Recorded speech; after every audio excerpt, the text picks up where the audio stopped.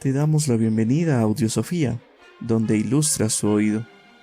Si deseas descargar el texto, encontrarás el enlace en la descripción.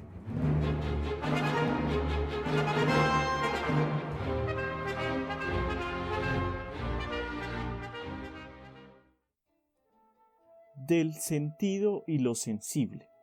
Aristóteles. Capítulo 1.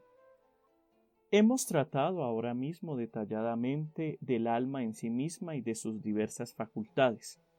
Nuestra labor ha de ser, pues, a continuación, considerar los animales y todas aquellas cosas que poseen vida y descubrir cuáles son sus actividades distintivas o peculiares y cuáles son sus actividades comunes.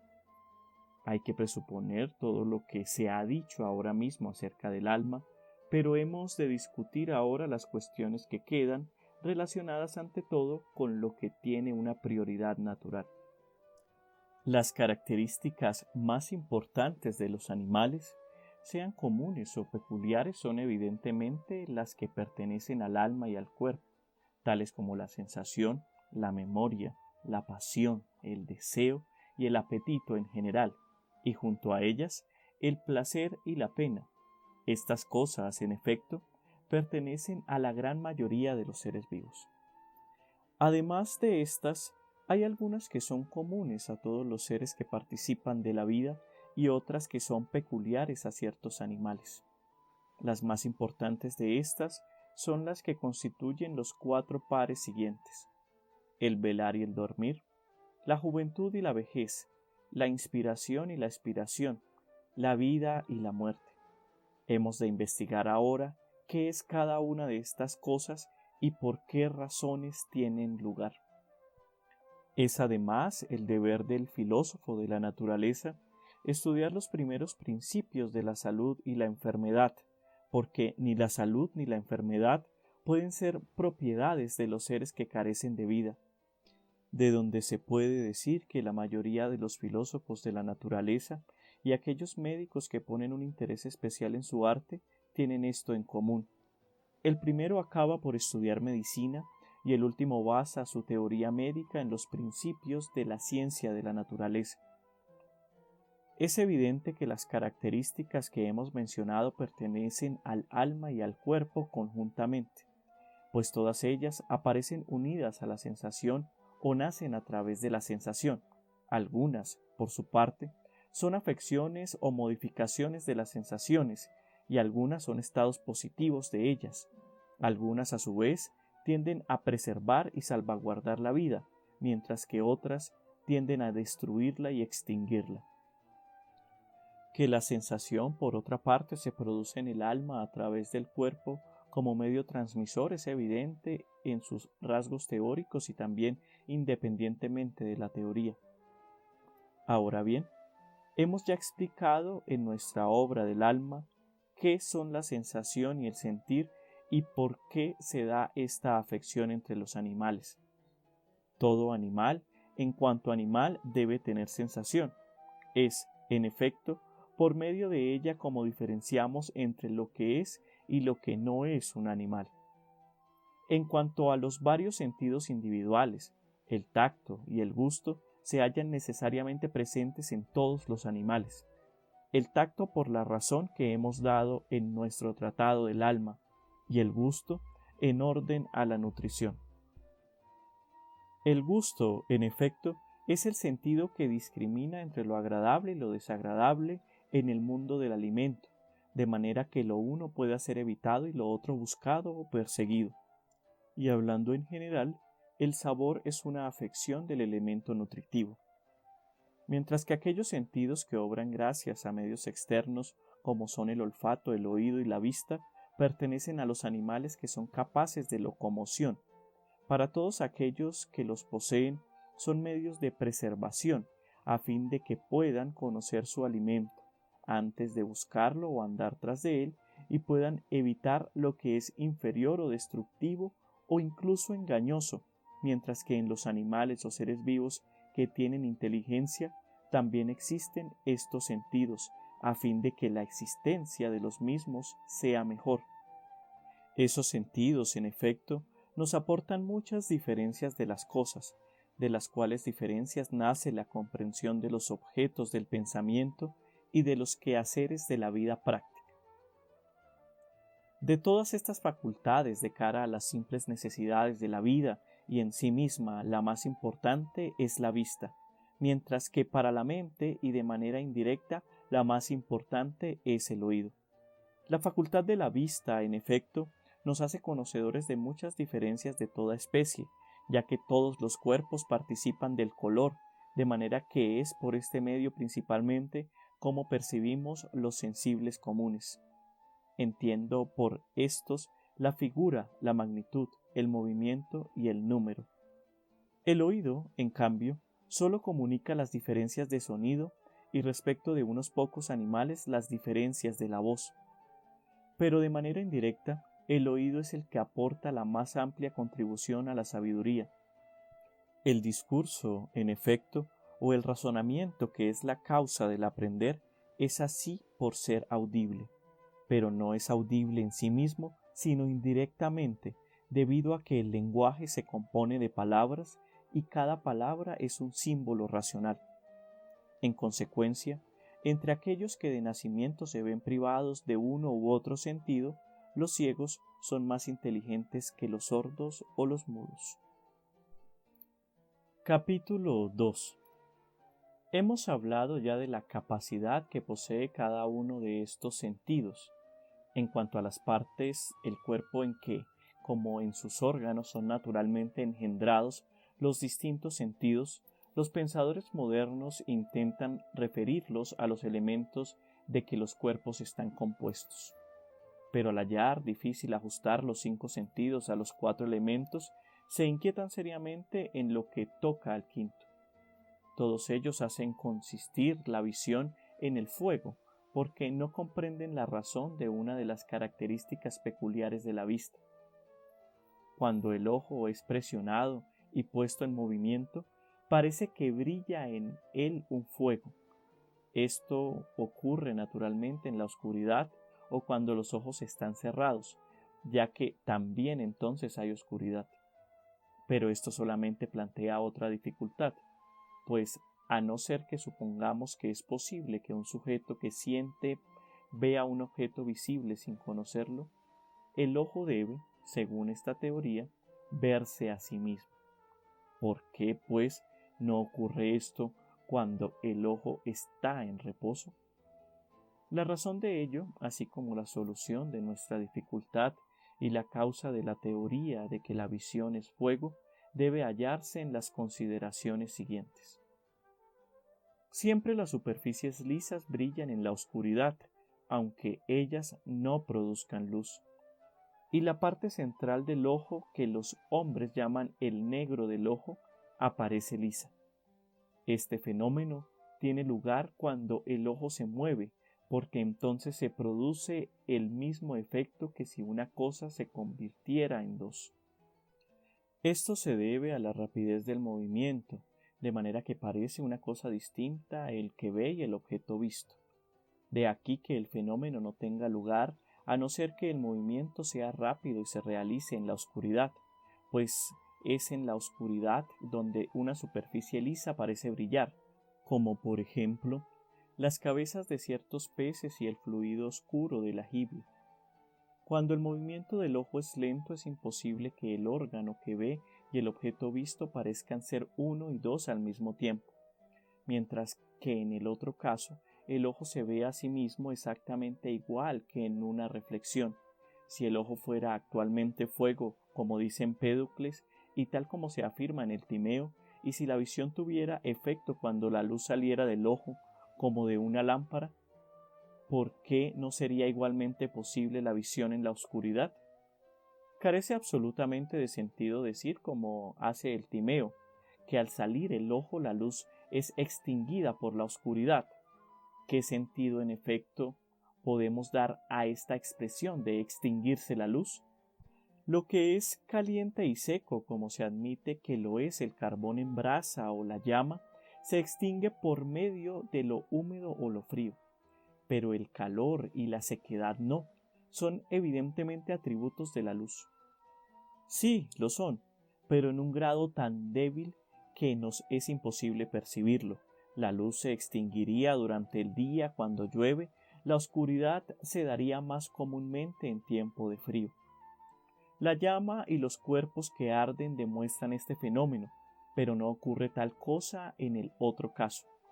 Empédocles parece a veces imaginar que uno ve porque la luz sale de su ojo, según se ha dicho antes.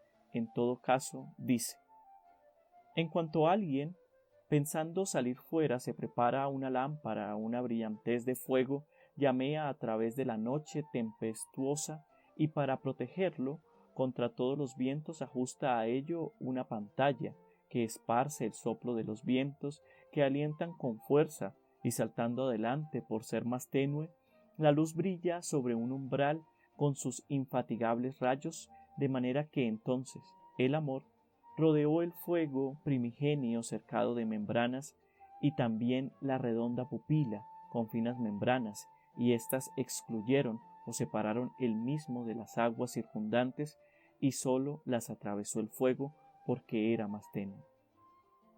En unas ocasiones, pues, explica él el sentido de la vista de esta manera, mientras que otras veces lo explica por medio de emanaciones de los objetos vistos.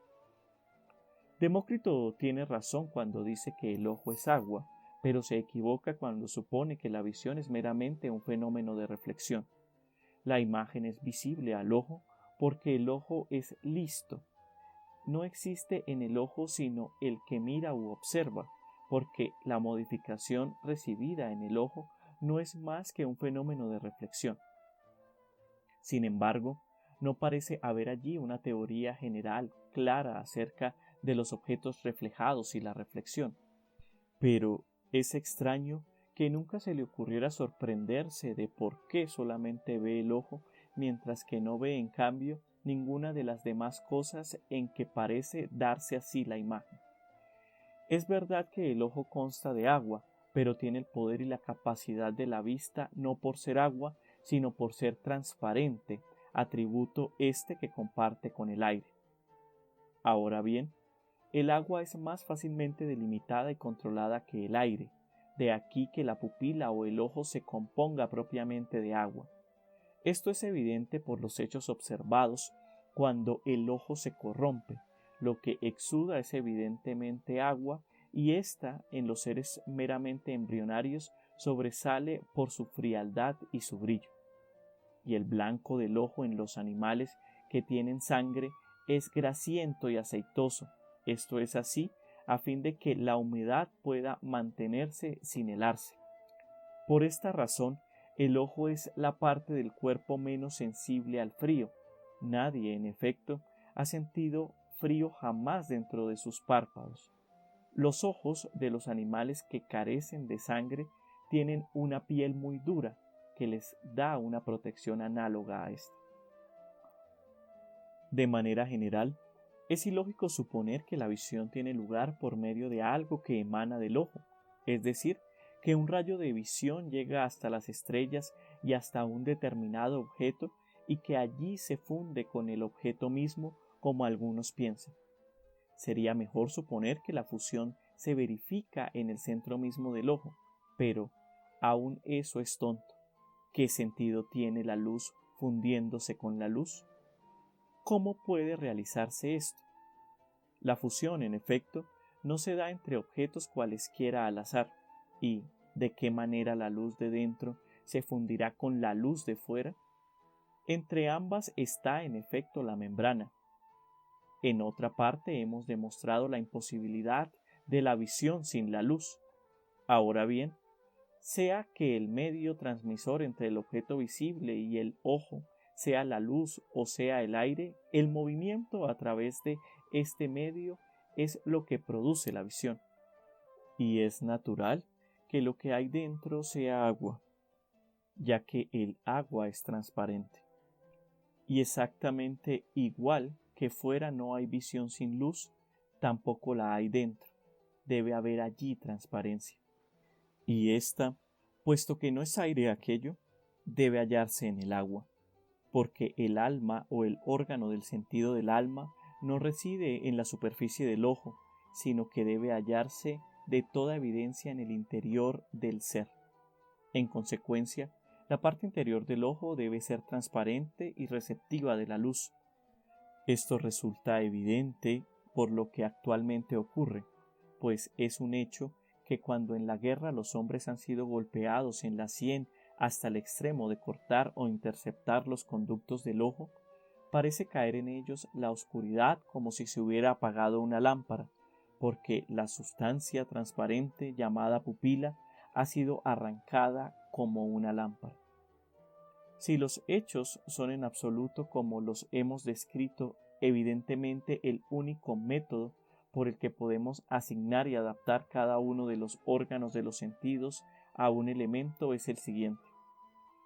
Hemos de suponer que la parte vidente del ojo consta de agua, la que es sensible al sonido de aire, el olfato de fuego, no el órgano del olfato, pues el órgano del olfato es potencialmente lo que el sentido del olfato es en su actualización, ya que, puesto que el sentido es reducido a acto por su objeto, aquel debe preexistir potencialmente. Ahora bien, el olor es una especie de vapor humeante, y el vapor humeante nace del fuego. De aquí que el órgano sensitivo del olfato tenga su lugar propio cerca del cerebro, porque la materia de lo que es frío es potencialmente caliente. Lo mismo se aplica a la generación del ojo, que se desarrolla a partir del cerebro, que es la parte más llena de agua y más fría de todas las partes del cuerpo. Finalmente, el órgano del sentido del tacto consta de tierra. La facultad del gusto es una forma del tacto. Por esta razón, el órgano sensitivo del gusto y del tacto está cerca del corazón. El corazón, en efecto, es la antítesis del cerebro y es la más caliente de todas las partes del cuerpo. De esta manera queda definida o descrita la naturaleza de las partes sensitivas del cuerpo. Capítulo 3.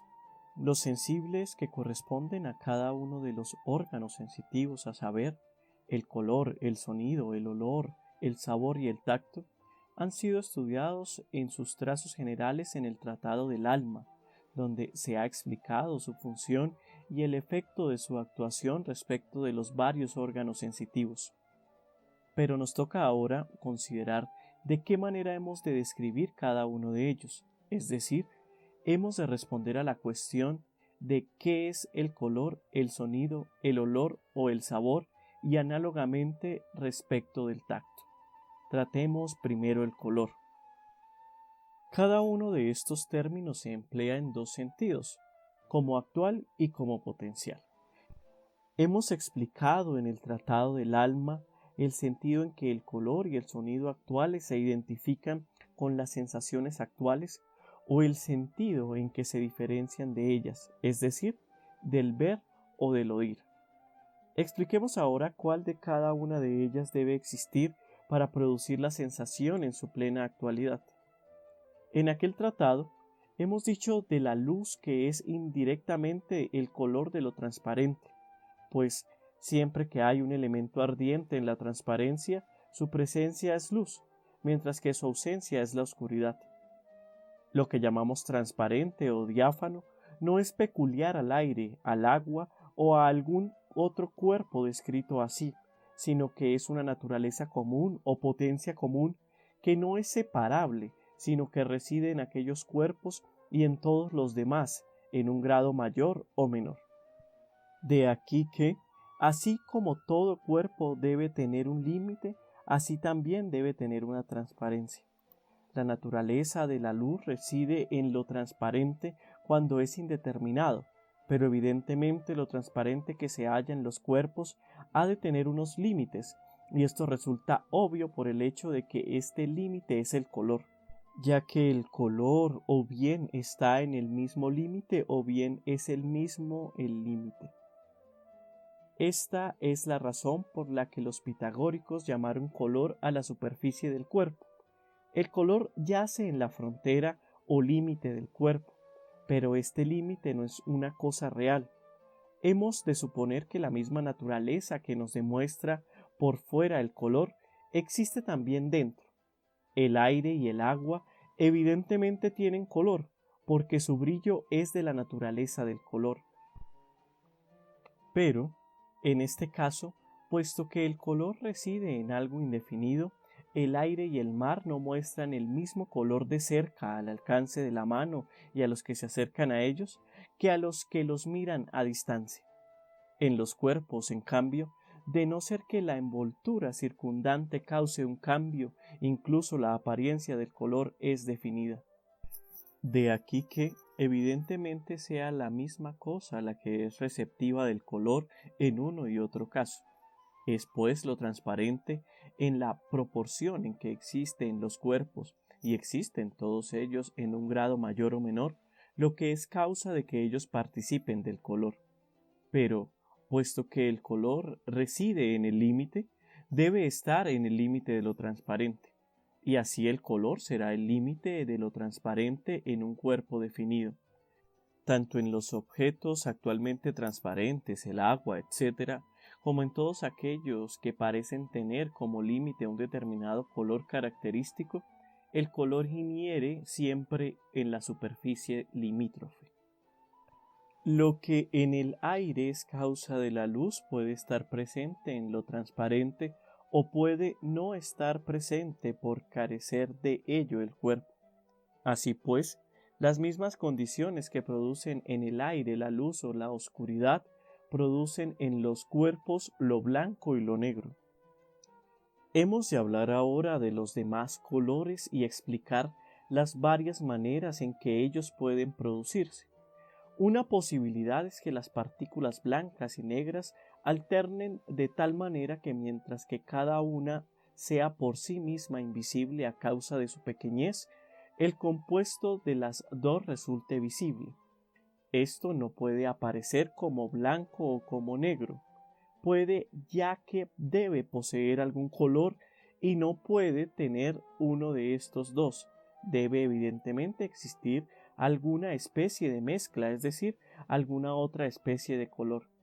Es pues posible creer que hay más colores que el simple negro y blanco, y que su número se debe a la proporción que sus componentes. Estos, en efecto, pueden agruparse según las proporciones de 3 a 2 o de 4 a 3, o bien en otras proporciones numéricas, o bien incluso pueden existir en alguna proporción inexpresable, sino en una relación inconmensurable de exceso o efecto, de tal manera que estos colores vienen determinados de igual manera que los intervalos musicales.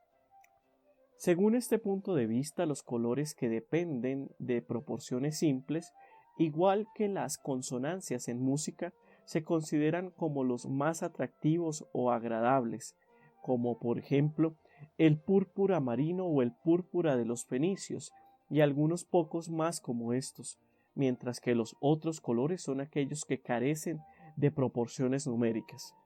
Ahora bien, es posible que todos puedan ser expresados en números, pero mientras algunos realizan una proporción o función regular o exacta, otros no la verifican, y los últimos, cuando no son puros, tienen este carácter a causa de no realizarse en una función o proporción numérica pura. Esta es una manera de explicar los colores. Otra teoría es la de que aparecen unos por medio de otros o a través de otros, igual que los producen algunos pintores cuando extienden un color encima de otro más vivo. Por ejemplo, cuando quieren hacer que algo aparezca en el agua o en la niebla, igual que el sol aparece blanco cuando se mira directamente y rojo cuando se mira a través de la bruma o el humo. Pero, aun con este tipo de vista, la multiplicidad de los colores se explicará de la misma manera que antes, pues existirá alguna proporción definida entre los colores puestos encima y los que quedan debajo, y otros incluso carecerán de toda proporción expresable.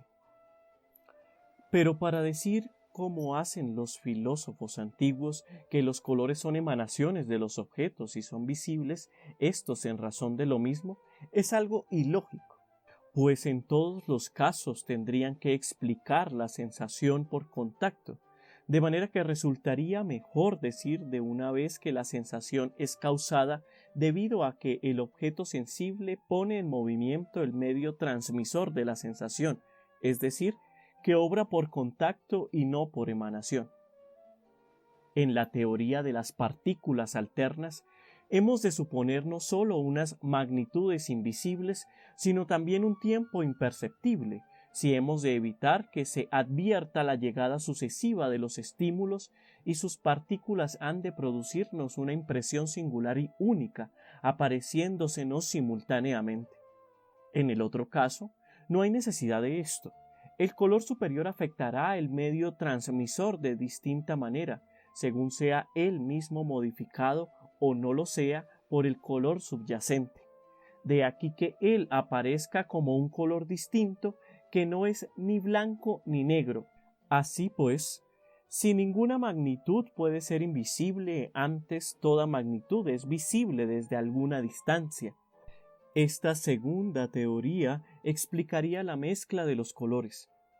También en la primera teoría las partículas pueden aparecer como un color compuesto o una cierta distancia, pero solamente así, pues vamos a demostrar más adelante que ninguna magnitud puede ser invisible.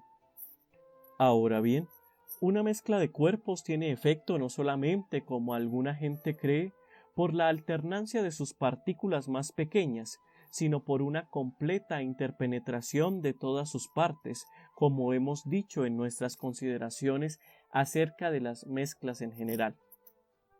Según cree esta gente a que hemos aludido, solamente es posible la mezcla en el caso de aquellas cosas que pueden ser divididas en partes pequeñísimas, por ejemplo, hombres, caballos o diversas especies de semillas. El hombre, en efecto, es la más pequeña parte o unidad de los hombres, y el caballo de los caballos, de manera que, cuando estos están colocados alternativamente, el número total viene a ser una mezcla de los dos. Sin embargo, no decimos que un hombre esté mezclado con un caballo, pero en aquellas cosas que no son divisibles en sus partes más pequeñas, no puede haber mezcla alguna en este sentido, sino tan solo una completa fusión, que es la forma más natural de la mezcla. ¿De qué manera puede ocurrir esto? Se ha discutido ya anteriormente en nuestro estudio de la mezcla. Con todo, es evidente que los colores deben estar mezclados cuando los cuerpos en que ellos concurren están mezclados, y que esta es la razón real de que haya multitud de colores. Ello no se debe ni a la alternancia ni a la superposición, porque no sólo desde lejos ni sólo desde cerca aparece uniforme el color de lo que está mezclado, sino desde cualquier distancia. La multiplicidad de los colores se deberá al hecho de que los componentes pueden combinarse en varias y distintas proporciones, de las que unas expresarán una relación aritmética y otras simplemente una sobreabundancia. Todo lo que hemos dicho acerca de los colores, considerando como causa de los mismos la alternancia o la superposición, se aplica igualmente a los que tienen como causa la mezcla. ¿Por qué razón las distintas formas posibles de color son limitadas y no limitadas, cosa que también es verdadera acerca de los sabores y los sonidos? Lo trataremos más adelante. Capítulo 4. Hemos explicado qué es el color y por qué razón hay muchos colores. Hemos tratado anteriormente del sonido y la voz en nuestro tratado del alma. Hemos de someter ahora a nuestra consideración el olor y el sabor. Ambos son, en efecto, casi una misma afección, si bien cada uno de ellos tiene efecto en distintas circunstancias.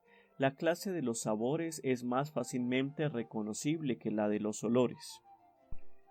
El motivo de ello está en que nuestro sentido del olfato es inferior al de todos los demás seres vivos y también es inferior a todos los demás sentidos que poseemos, mientras que nuestro sentido del tacto es mucho más refinado que el de cualquier otro ser vivo y el gusto es una forma del tacto. Ahora bien, la naturaleza del agua tiende a ser insípida, de donde hemos de explicar los hechos de una de estas tres maneras.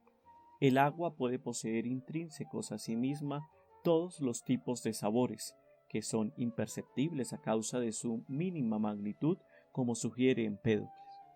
O bien, el agua puede contener una materia de tal categoría que contenga o comprenda las semillas de todos los sabores, es decir, que todos los sabores nacen del agua, unos de una parte y otros de otra. O bien, las diferencias en el sabor no pueden residir en el agua, sino ser causadas por determinados agentes externos. Por ejemplo, se puede sugerir entre ellos el calor o el sol.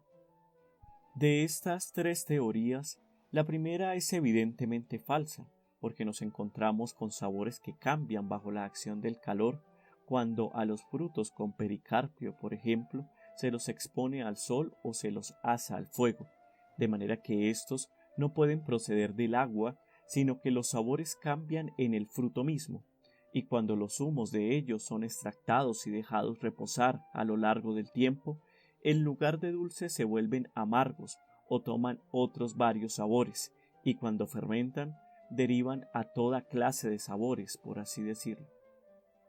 De manera semejante, es imposible que el agua sea una materia que comprenda las semillas de todos los sabores, porque vemos distintas especies de sabores producidas a partir de la misma agua, siendo ésta su alimento.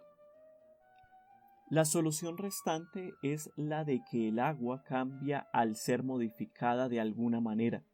Es evidente que ella no adquiere esta cualidad que llamamos gusto por su potencia de calor, porque el agua es la más sutil o delgada de todos los líquidos, incluso más sutil que el aceite. El aceite, a causa de su viscosidad, ofrece una mayor superficie que el agua. El agua, en cambio, es volátil. En consecuencia, es más difícil sostener en la mano el agua que el aceite. Pero puesto que el agua por sí misma, cuando es calentada, no manifiesta ningún signo de condensación, es evidente que debe haber en todo esto alguna otra razón, porque todos los sabores tienden a tener alguna densidad. Con todo, el calor es una concausa. Los sabores que se hallan en los frutos que poseen pericarpio están también evidentemente presentes en la tierra. Por esto, muchos filósofos antiguos que trataron de la naturaleza sostienen que el agua se asemeja a la tierra a través de la cual pasa. Esto es absolutamente evidente en el caso de los manantiales salinos, pues la sal es una forma de la tierra. El agua filtrada a través de cenizas amargas tiene un sabor amargo. Se dan también muchos manantiales que tienen un sabor amargo o ácido o de otras varias clases. Como es natural, el género de los sabores se produce de preferencia en las plantas. Lo húmedo, en efecto, es tan solo modificado por naturaleza por su contrario, a saber, por lo seco. Por esta razón es modificado hasta cierto punto por el fuego, porque la naturaleza del fuego es que sea seco. Pero la propiedad característica del fuego es el calor, siendo la sequedad la característica esencial de la tierra, como se ha dicho en nuestro estudio de los elementos. Así pues, en cuanto fuego y tierra no pueden estos elementos producir de manera natural ni padecer efecto alguno, nada produce o padece algo, sino en la medida en que contiene algún elemento de contrariedad. Igual que los que disuelven en un líquido los colores o los sabores hacen que el agua reciba estos colores o sabores, lo mismo hace la naturaleza con lo que es seco y terrestre, haciendo que el agua, movida por el calor, se cuele a través de lo seco y terrestre, reviste el líquido de una determinada cualidad. Y esta, a saber, la modificación producida en el líquido, por esto seco que hemos dicho, capaz de hacer del gusto potencial un gusto actual, es el sabor, ya que éste lleva a la facultad sensitiva que ya existe potencialmente a la actualidad, puesto que la sensación activa es análoga no a la adquisición del conocimiento, sino a su ejercicio. que los sabores no son una modificación ni una privación de todo lo seco, sino solamente del alimento seco, puede deducirse del hecho de que ninguna cosa seca sin humedad, como tampoco ninguna cosa húmeda sin sequedad, es nutritiva, porque ningún elemento por sí mismo, sino solamente los productos compuestos, sirven como alimento a los animales. Ahora bien, de entre los elementos sensibles que se hallan en el alimento asimilado por los animales, los elementos que son tangibles son los que causan el crecimiento y la destrucción, los cuales son causados por el alimento asimilado en cuanto caliente o frío. Esto, en efecto, es lo que produce el crecimiento y la destrucción. Pero el alimento asimilado nutre en cuanto gustable, porque todo es nutrido por lo dulce, solo o combinado con otra cosa.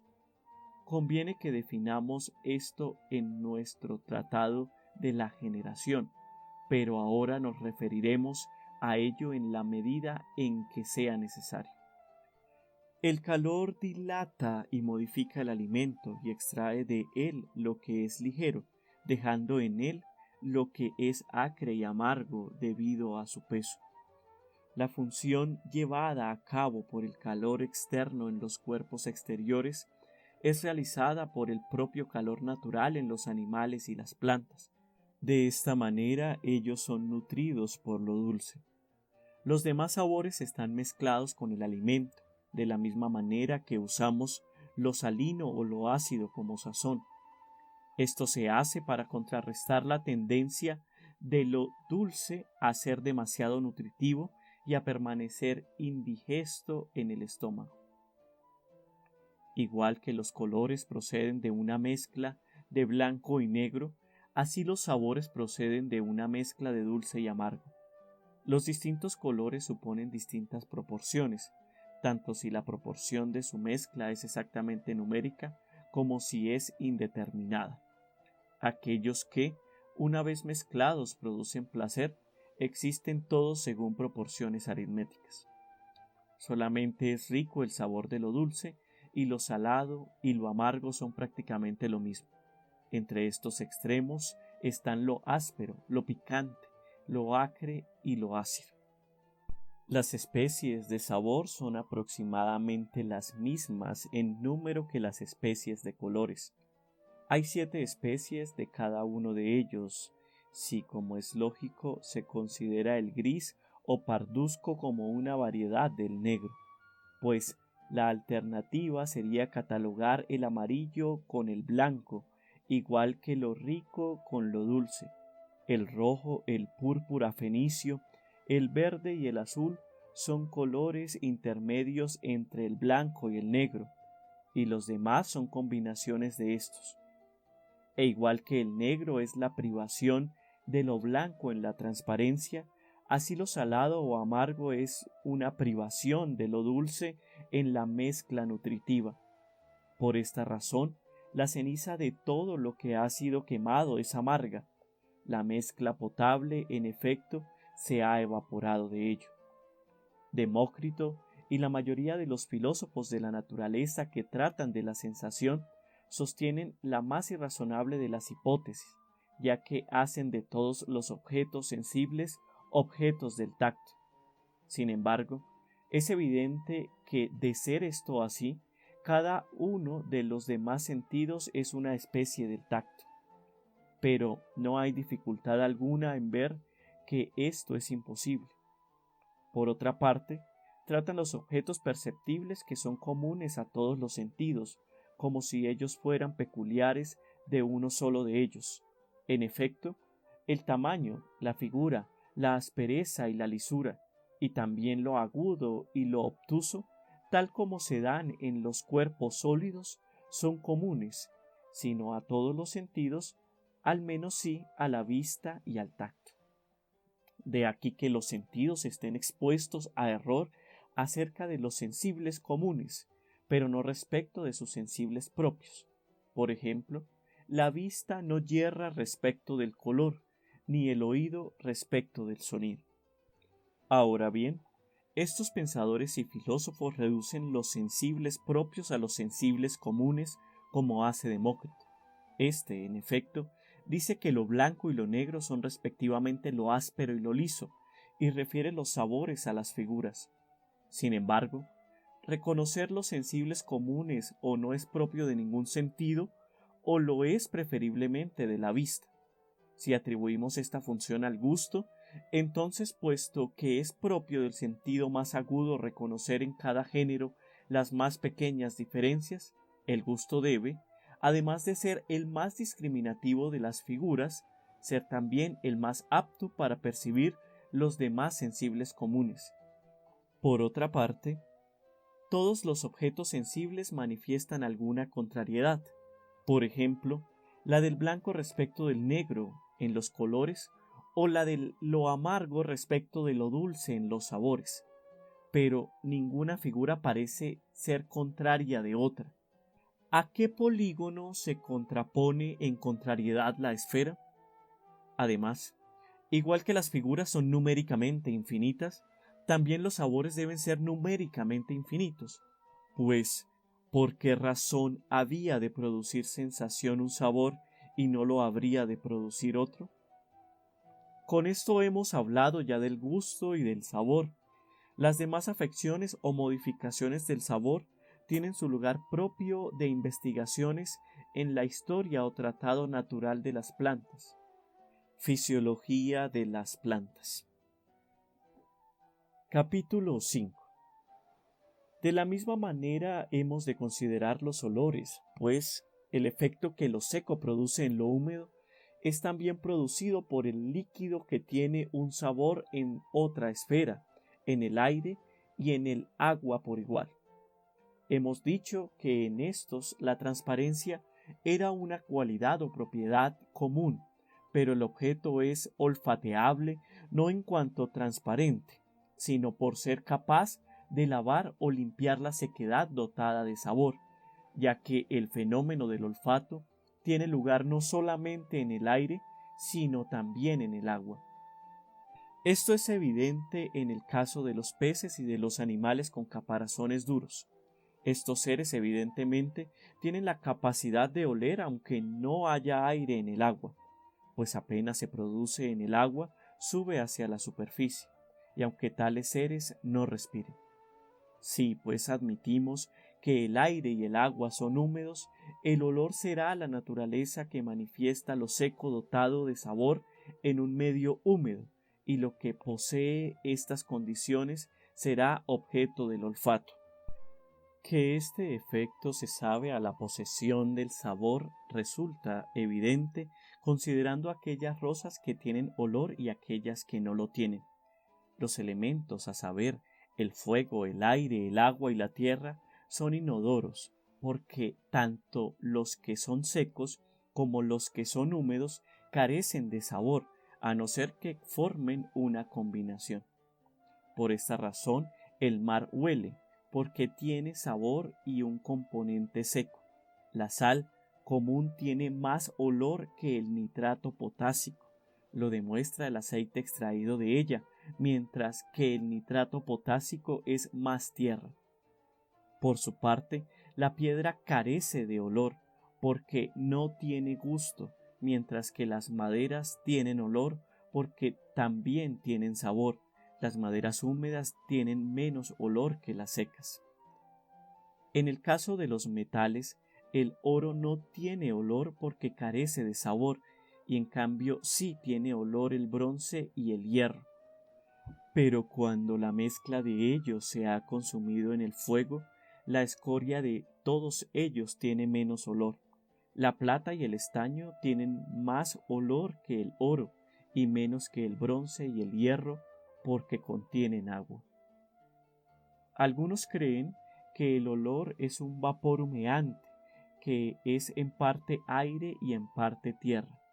En verdad, todos se inclinan a esta teoría acerca del olfato. Por esta razón, Heráclito dijo que si todo lo que existe se convirtiera en humo, la nariz sería el órgano apropiado para percibirlo todo. Todos tienden a considerar el olor como vapor como humo o como una mezcla de los dos. El vapor es una especie de humedad, pero una emanación humeante es, como hemos dicho, un compuesto de aire y tierra.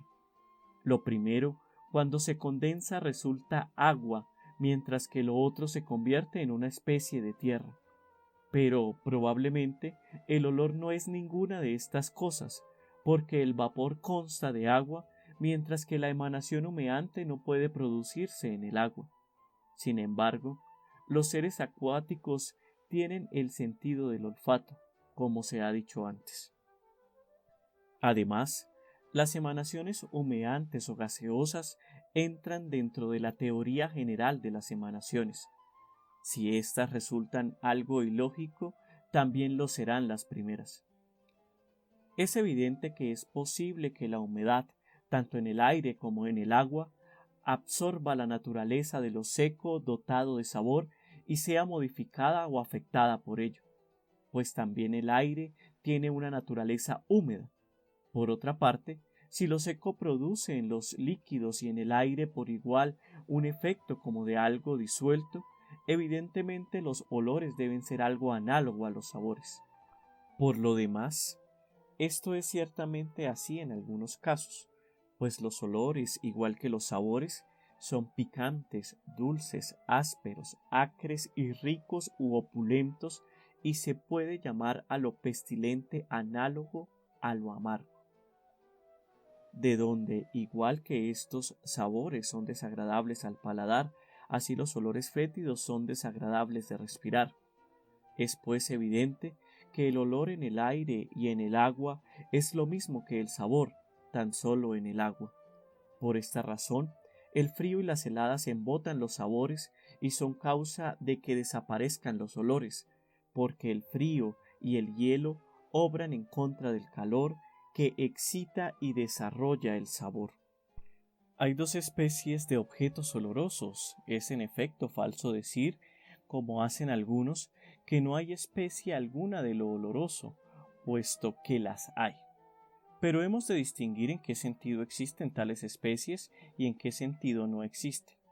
Hay una especie de olores que es paralela a los correspondientes sabores, como hemos dicho, y para estos la capacidad de agrado o desagrado son incidentales, pues, dado que son afecciones de las sustancias nutritivas, esos olores son agradables cuando estamos hambrientos, mientras que no lo son para aquellos que están saciados y no necesitan nada, y tampoco es agradable el olor para aquellos para quienes el alimento oloroso es desagradable. Así pues, según hemos dicho, esos olores son agradables o desagradables tan solo incidentalmente, y así son también comunes a todos los animales. La otra especie de olores es la de los que son agradables en sí mismos, por ejemplo los de las flores, pues ellos no tienen ningún efecto ni grande ni pequeño como incitación a la comida, ni contribuye en nada al apetito, sino más bien lo opuesto.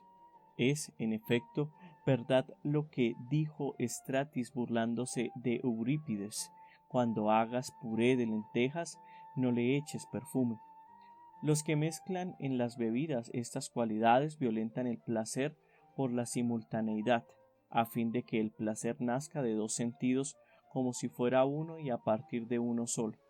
Esta especie de percepción olfativa es peculiar al hombre, mientras que las que corresponden a los sabores son perceptibles por todos los demás animales, como se ha dicho antes. Los últimos, dado que su agrado es accidental, pueden dividirse en clases de acuerdo con los sabores, mientras que los primeros no admiten en manera alguna esta división, porque su naturaleza es por sí misma agradable o desagradable. La razón de que la primera especie de olores sea peculiar al hombre hay que hallarla en las condiciones o situaciones prevalentes en torno al cerebro. El cerebro, en efecto, es naturalmente frío, y la sangre que lo entorna en las venas es ligera y pura, y corre fácilmente. Por esta razón, los vapores de la comida, enfriados por la proximidad de esta región, producen enfermedades reumáticas. Esta clase de olor, pues, está desarrollado en los hombres para salvaguardar su salud. No tiene, en efecto, otra función más que esta, y evidentemente cumple con ella, pues el alimento agradable, tanto seco como húmedo, es nocivo a menudo, mientras que lo que tiene un olor que es en sí mismo agradable es ordinariamente beneficioso a las personas, cualquiera sea su estado de salud.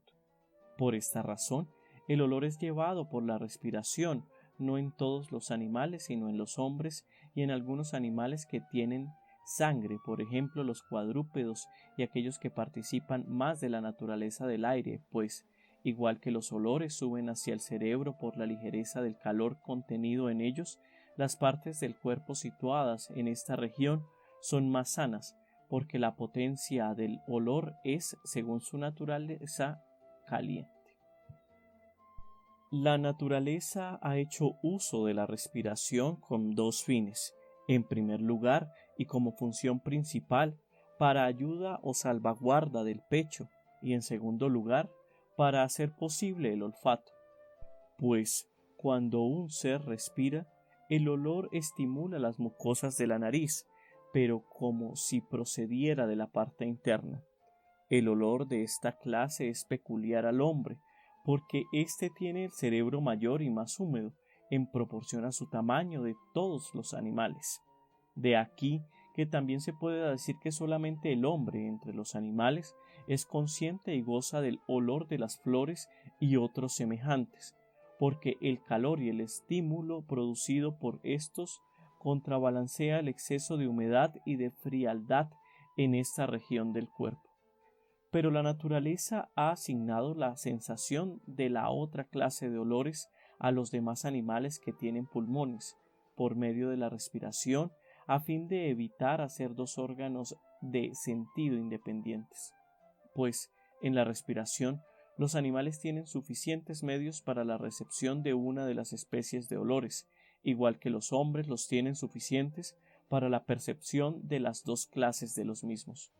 Pero, es evidente que los animales que no respiran tienen percepción de un objeto oloroso, pues los peces y el género todo de los insectos, debido a la especie nutritiva del olor, tienen una percepción exacta, a una distancia larga, de su propio alimento, aun estando muy lejos de él, como ejemplo hacen las abejas para la miel y la familia de las hormigas pequeñas que algunos llaman nipas, y entre los animales marinos el murex y muchos otros seres semejantes sienten agudamente su alimento por el olor. Pero el órgano por medio del cual ellos lo perciben no resulta tan definido. Por eso puede uno sentirse ante el problema de saber por medio de qué órgano perciben el olor, si el oler tan solo se da en los seres que respiran y cuando lo hacen, lo cual es evidentemente el caso en todos los animales que respiran, y todos los animales susodichos poseen este sentido, aunque ninguno de ellos respire, a no ser que exista otro sentido además de los 5 mencionados. Ahora bien, esto es posible porque la percepción del olor es el sentido del olfato, y estos animales lo perciben, si bien quizá no de la misma manera. Sin embargo, en el caso de los animales que respiran, la respiración aparta algo que hay en el órgano sensitivo a manera de una especie de membrana cobertora, y así no pueden sentir el olor si no respiran. Mientras que en el caso de los animales que no respiran, esta cobertura está ya apartada, exactamente igual que algunos animales tienen párpados en sus ojos y no pueden ver cuando estos están cerrados, mientras que los animales dotados de ojos duros carecen de párpados y no necesitan nada que descubra los ojos, sino que pueden ver directamente tan pronto como el objeto entra dentro de la distancia de visibilidad.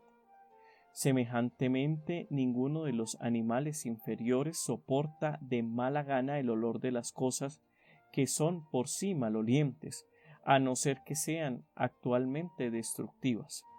Ellos son destruidos por estos olores de la misma manera exactamente que los hombres sufren dolores de cabeza y aún muchas veces son muertos por las emanaciones gaseosas de los carbones de antracita. De esta manera, los demás animales son destruidos por la acción del azufre y de las sustancias asfálticas, y las huyen o evitan a causa de estos efectos.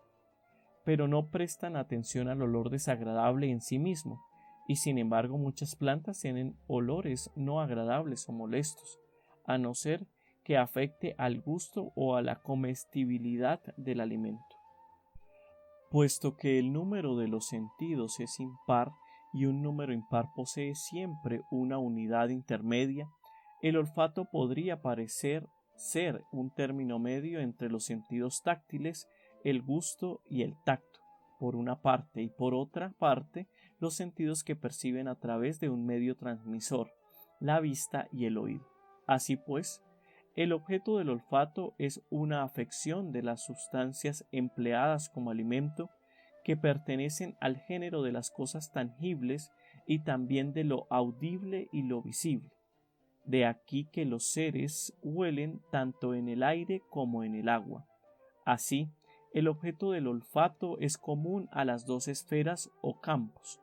Corresponde a lo tangible y también a lo audible y lo transparente, y así fue razonablemente descrito como una inmersión o disolución de lo seco en lo húmedo o fluido.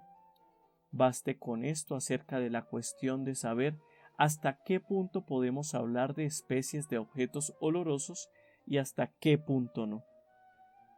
La teoría expuesta por algunos pitagóricos no es lógica. Dicen, en efecto, que algunos animales se nutren por medio de los olores.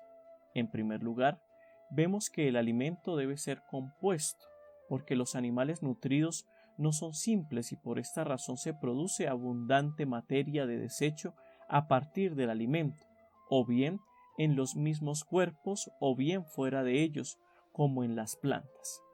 Ni siquiera el agua servirá de alimento si carece de toda mezcla, pues lo que se adhiere debe ser de alguna manera corpóreo.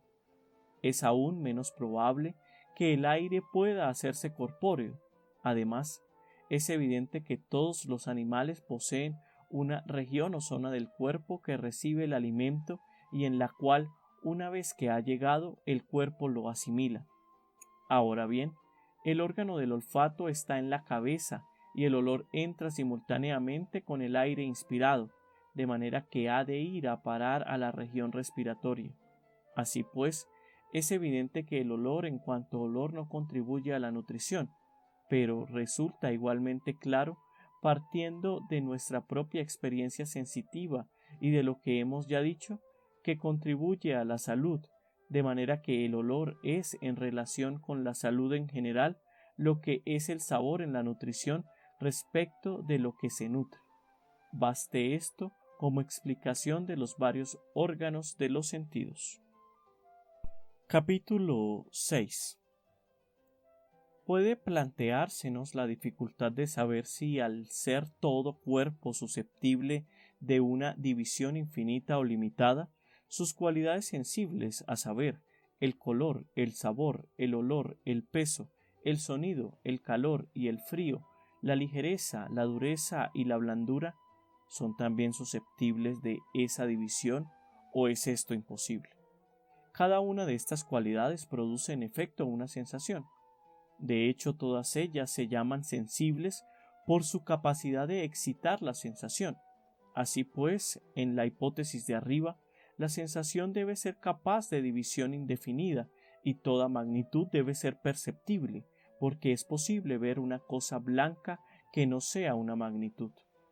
De otra manera, sería posible que un cuerpo que no poseyera ni color, ni peso, ni otro cualquier atributo existiera, de manera que no sería en absoluto perceptible, ya que estos son los atributos perceptibles. En este caso, todo cuerpo perceptible constará de partes imperceptibles. Sin embargo, sus partes deben ser perceptibles, ya que no pueden consistir en abstracciones matemáticas. Además, ¿por medio de qué facultad discerniremos o conoceremos estas partes? ¿Por medio de la mente? No obstante, ellas no son aprehendidas por la mente, ni la mente conoce ningún objeto externo que esté desconectado de la sensación. Al mismo tiempo, si es verdadera nuestra hipótesis, parece apoyar la teoría de los que admiten las magnitudes atómicas. Nuestra dificultad, en efecto, se solucionaría según su enfoque o punto de vista.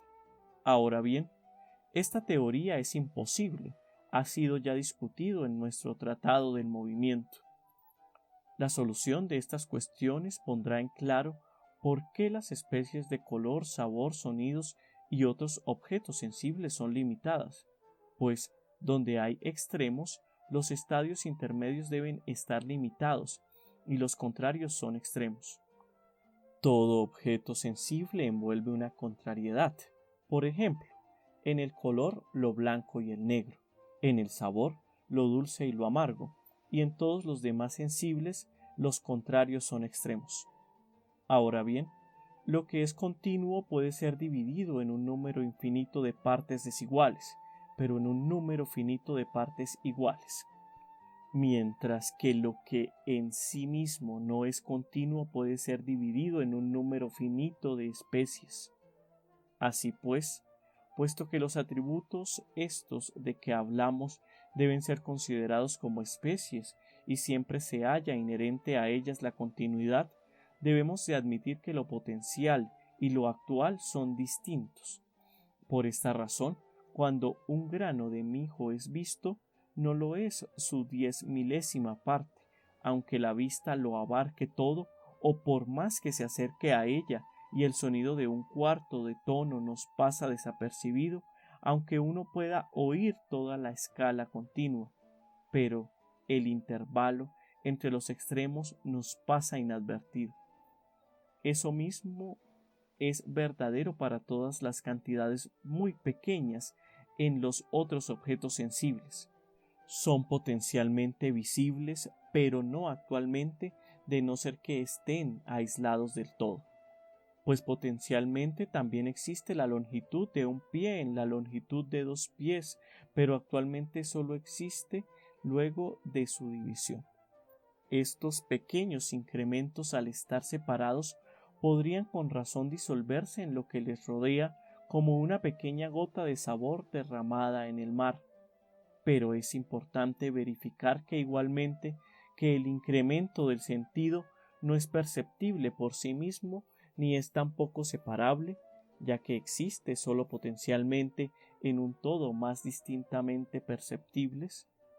Así tampoco es posible percibir actualmente un objeto igualmente pequeño cuando está separado del todo, aun cuando él sea perceptible, pues él es así potencialmente ya ahora y vendrá a ser actualmente tal por adición al todo.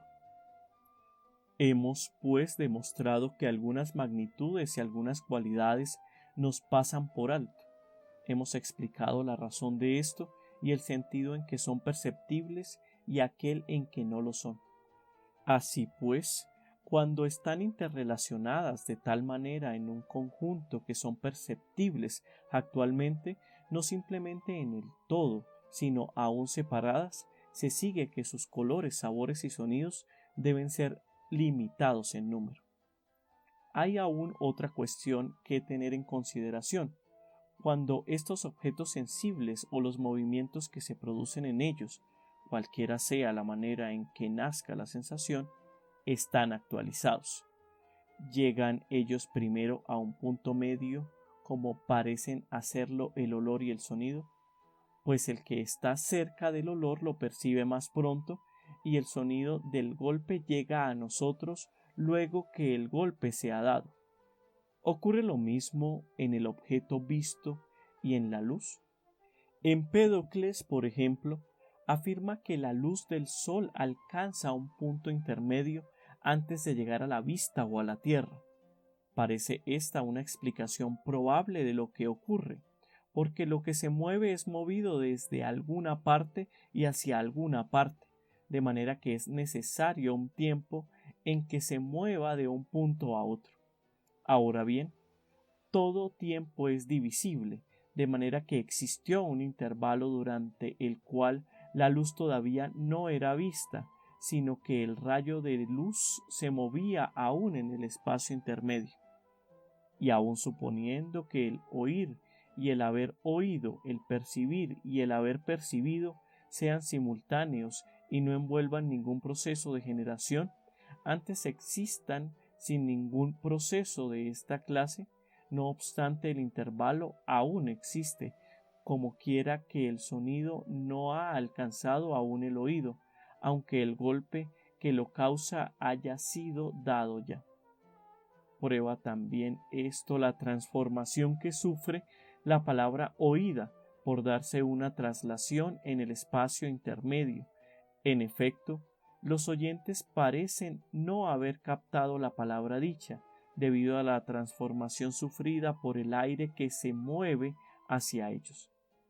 ¿Vale eso mismo para el color y la luz? Pues no es verdad que uno vea y el otro sea visto, precisamente porque los dos estén en una cierta relación, por ejemplo, de igualdad, pues en este caso no habría ninguna necesidad de que cada uno de ellos estuviera en algún lugar particular, porque cuando las cosas son iguales, no importa ninguna diferencia el que estén la una cerca de la otra o lejos una de otra. Ahora bien, es razonable suponer que ocurre lo mismo con el sonido y el olfato, ya que, igual que sus medios transmisores, el aire y el agua son continuos, así también son ellos e incluso el movimiento de los dos está dividido en partes. Y así, en un sentido se puede decir que el primero y el último oyen y huelen la misma cosa, y en otro sentido también es verdad que esto no es así.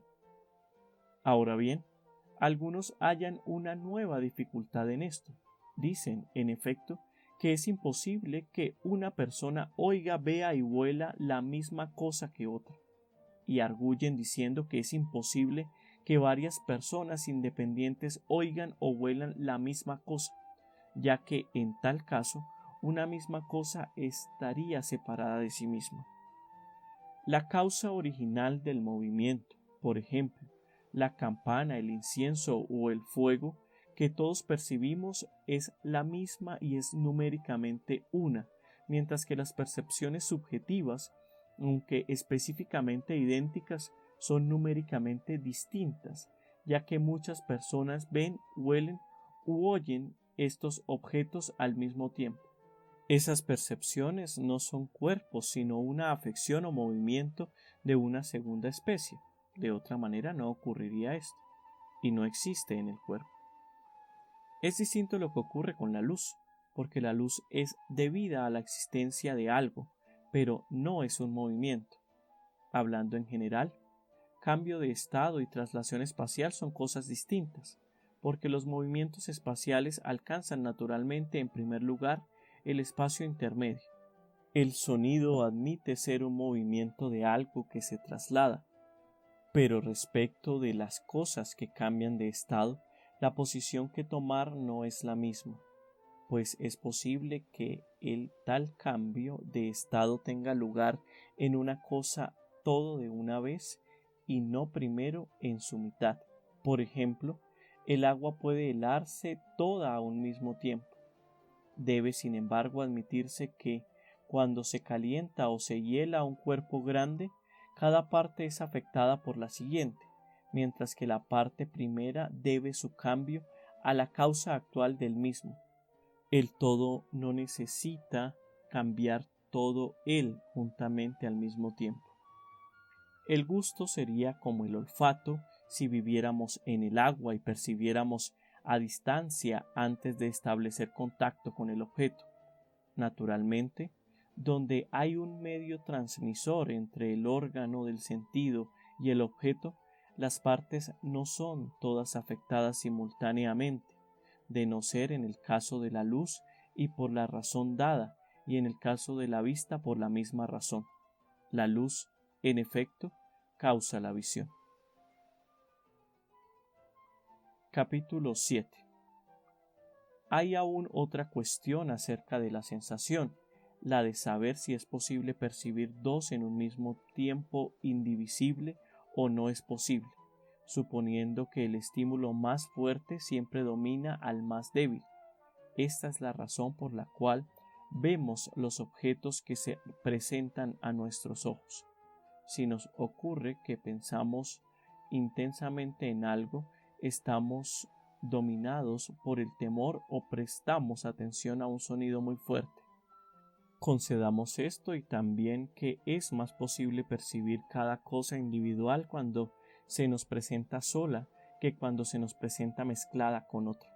Por ejemplo, es más fácil gustar vino solo que vino mezclado con agua, y así ocurre también con la miel o con el color. Y la tónica es más fácil que oír por sí misma que cuando suena con la octava, porque tienden a oscurecerse la una a la otra. Eso mismo ocurre también con las cosas individuales de las que se forma un todo. Sí, pues el estímulo más fuerte predomina sobre el más débil, se deduce que si ellos tienen lugar juntos, el más fuerte será menos perceptible que si tuviera lugar solo, porque el más débil, al mezclarse con él, se ha sustraído algo, puesto que todas las cosas simples son más perceptibles. Si, pues, los estímulos son iguales y distintos, no habrá percepción ninguna de ninguno de los dos, pues cada uno de ellos desfigurará de manera semejante al otro, sino que es imposible en este caso percibir ninguno de los dos en su forma simple. De aquí que no habrá en absoluto percepción, o bien una percepción compleja distinta de la de cada uno de ellos. Esto último parece darse actualmente cuando dos cosas están mezcladas, cualquiera sea el todo en que ellas se hayan combinado. Algunos estímulos, pues, dan lugar a una sensación compleja y otros no. A la última clase pertenecen aquellos que entran en el campo de los sentidos, ya que la mezcla solo puede tener lugar entre cosas cuyos extremos son contrarios, de manera que no puede formarse ningún todo único a partir de lo blanco y lo alto, a no ser accidentalmente, como tampoco se forma una consonancia a base de un tono agudo y uno grave, y así es imposible percibirlos los dos juntos. Los estímulos, si son iguales, se restarán el uno al otro, puesto que no brota de ellos ningún impulso. Pero, si no son iguales, el mayor producirá sensación. Además, el alma percibirá más probablemente dos cosas al mismo tiempo con el mismo sentido si los dos son objetos del mismo sentido, como por ejemplo lo agudo y lo grave, porque el movimiento simultáneo de esta sola sensación es mayor de lo que sería en el caso de dos sensaciones tales como la vista y el oído. Pero no es posible percibir dos objetos con un sentido, a no ser que ellos estén combinados o mezclados, pues la combinación tiende a ser o formar un solo objeto, y la percepción de un objeto único es una sola, y una sola percepción es simultánea consigo misma. De aquí que la percepción de los objetos combinados es necesariamente simultánea, puesto que nosotros los percibimos con una percepción actualmente una, porque la percepción de lo que es numéricamente uno es actualmente una, mientras que la de un objeto específicamente uno es tan solo potencialmente una. Ahora bien, si la percepción actual es una, afirmará que sus objetos son uno solo, de donde ellos deben estar combinados. Así pues, cuando no están combinados, las sensaciones actuales serán dos, pero en el caso de una facultad singular en un momento indivisible del tiempo, necesariamente la actualización debe ser una, pues el estímulo y el ejercicio de una facultad en un instante único debe ser uno, y la facultad en este mismo caso es solamente una. Así pues, no es posible percibir dos objetos a la vez con un sentido único. Además, si es imposible percibir dos cosas en el mismo momento, cuando ambas caen en el campo de un mismo sentido, evidentemente es aún más imposible percibir simultáneamente dos cosas que corresponden a dos sentidos, como serían, por ejemplo, lo blanco y lo dulce, pues aparentemente el alma afirma una unidad numérica solamente en virtud de la percepción simultánea, mientras que afirma la unidad específica en virtud del sentido discriminativo, y de esta manera quiero decir que, verosímilmente, el mismo sentido discierne el blanco y el negro por ser específicamente distintos, y un sentido idéntico a sí mismo, pero distinto del primero, discierne lo dulce de lo amargo, pero mientras que estos sentidos difieren en su manera de percibir sus respectivos contrarios, son semejantes en su manera de percibir las cualidades correspondientes. Por ejemplo, la visión aprehende lo blanco de la misma manera que el gusto aprende lo dulce, e igual que el primero aprende lo negro, el otro aprehende lo amargo. Además, si los estímulos excitados por los contrarios son también contrarios, y si los contrarios no pueden residir a la vez en lo que es lo mismo y es indivisible, y si los contrarios, por ejemplo, lo dulce y lo amargo, caen bajo un único sentido, no puede ser posible percibir estos contrarios simultáneamente. De la misma manera, evidentemente, las cosas que no son contrarias no pueden ser percibidas simultáneamente, porque algunos colores son afines al blanco y otros al negro, y análogamente en los demás sensibles. Por ejemplo, algunos sabores son afines a lo dulce y otros a lo amargo. Tampoco los objetos mezclados pueden ser simultáneamente percibidos, porque sus proporciones numéricas corresponden a opuestos, por ejemplo, la cuerda de la octava y la de la quinta, a no ser que sean percibidos como una unidad. En efecto, de esta manera la función numérica de los extremos deviene una, pero de ninguna otra manera, pues en este caso tendremos la relación numérica de lo mucho a lo poco, o de los impares a los pares, y también la de lo poco a lo mucho, o la de los pares a los impares. Si pues los objetos que son llamados correspondientes, aunque se hallen encuadrados en distintos géneros, llamo por ejemplo correspondientes lo blanco y lo dulce, aunque genéricamente sean distintos, están más alejados y difieren más uno de otro que los miembros del mismo género, y en la forma lo dulce difiere de lo negro aún más que de lo blanco. Será aún menos posible percibir esto simultáneamente que lo es percibir las cosas que corresponden a la misma clase, de manera que, si esto último es posible, lo primero ciertamente es así. Ahora bien, acerca de lo que dicen algunos de las consonancias, a saber, que los sonidos no llegan simultáneamente, sino tan solo parecen hacerlo así y nos inducen a error al ser imperceptible el intervalo de tiempo, nos preguntamos si tienen razón en ello o no. Si es así, se puede decir de una vez que esta es la razón por la que nos parece que vemos y oímos simultáneamente, porque el tiempo intermedio no nos resulta apreciable. Quizá esto no sea tanta verdad y no sea posible que nos sea imperceptible y nos pase por alto ningún tiempo. Es posible percibir cada instante del mismo.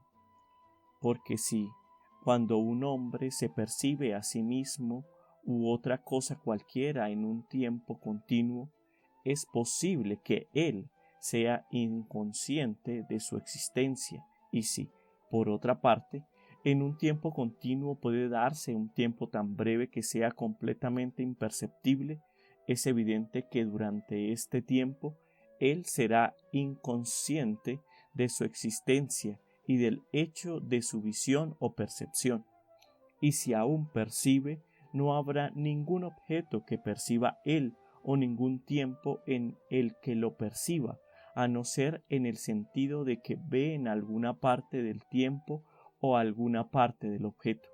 Es decir, si existe alguna magnitud, sea tiempo o sea objeto, que sea completamente imperceptible debido a su pequeñez. Él, en efecto, ve la línea total y la percibe en un tiempo continuamente idéntico, en el sentido de que hace esto en alguna parte del tiempo este. Córtese la línea total AB, una parte C, en el tiempo de la cual no sentirá nada. Así pues, él percibe en una parte del tiempo o una parte de la línea en el sentido de que se ve la tierra viendo una parte de ella, o bien camina un año caminando en una determinada parte de él. Pero, según nuestra hipótesis, durante la parte BC no percibe nada. En este caso se dice que se ve la totalidad de la línea AB en la totalidad del tiempo, pero él ve una parte de ella en una parte del tiempo. El mismo argumento se aplica a la parte AC, porque nos encontraremos con que siempre se percibe una parte de ella en una parte del tiempo y que nunca puede nadie percibir el todo. Por consiguiente, todas las magnitudes pueden ser percibidas, pero su tamaño no es aparente a nuestros sentidos. Por ejemplo, alguien ve una magnitud tal como la del Sol o una longitud de 4 codos desde lejos, pero no se manifiesta con ello su tamaño actual, y algunas veces parece indivisible, mientras que lo que vemos no es realmente indivisible. La causa de esto la hemos expuesto anteriormente al hablar o tratar del sujeto de la sensación. Es, pues, evidente por todo esto que no hay ningún tiempo imperceptible. Respecto de la dificultad mencionada antes, hemos de considerar si es posible o imposible percibir más de una cosa a la vez.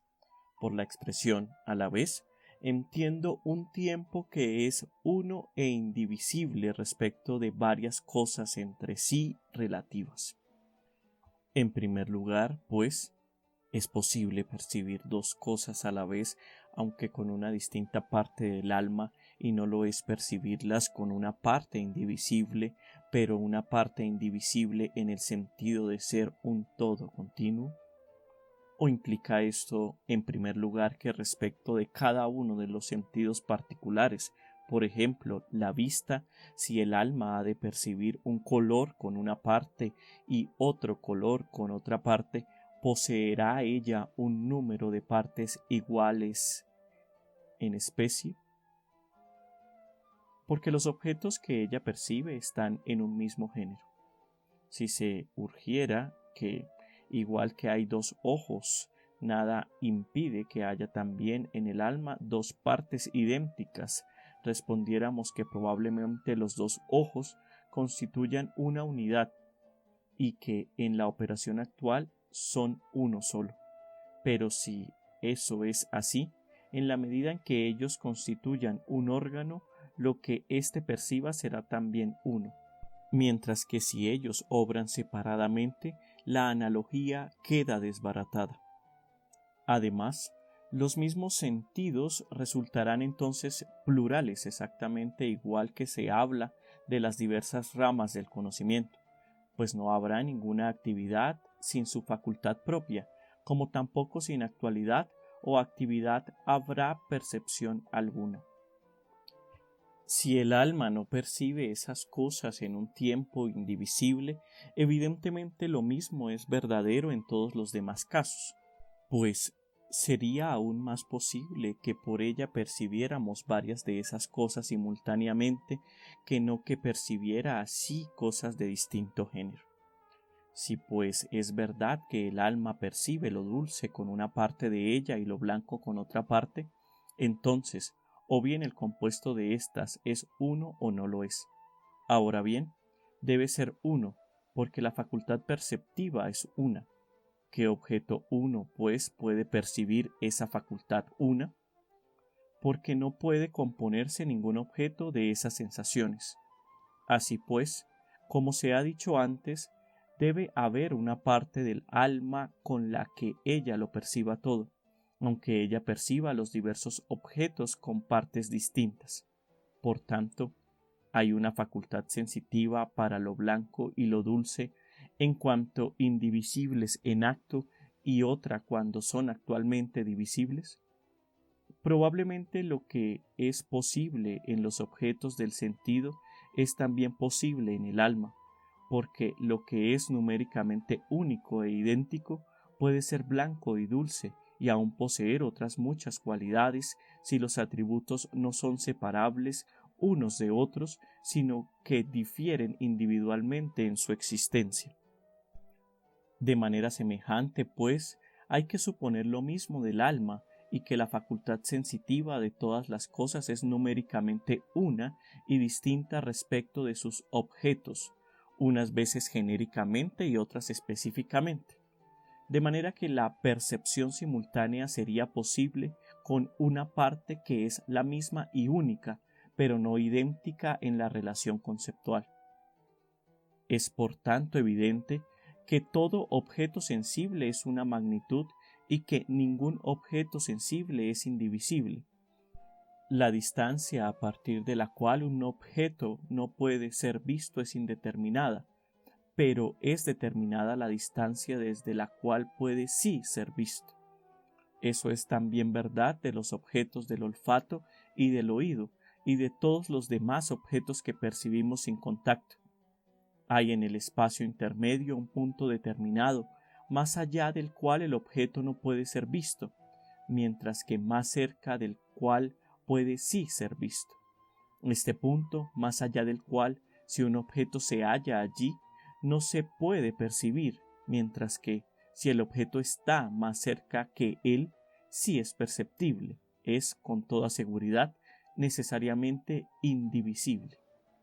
Si, pues, algún objeto sensible es indivisible cuando está colocado en el punto límite, es decir, el último punto en que no puede ser visto y el primero en que ya puede ser visto, será visible e indivisible al mismo tiempo, lo cual es imposible. Respecto de los órganos de los sentidos y de los objetos del sentido, de su carácter en general y relativamente al órgano de cada sentido, damos con esto por terminada nuestra discusión. De los demás temas que quedan, hemos de considerar en primer lugar la memoria y el recuerdo. De la memoria y el recuerdo. Capítulo 1.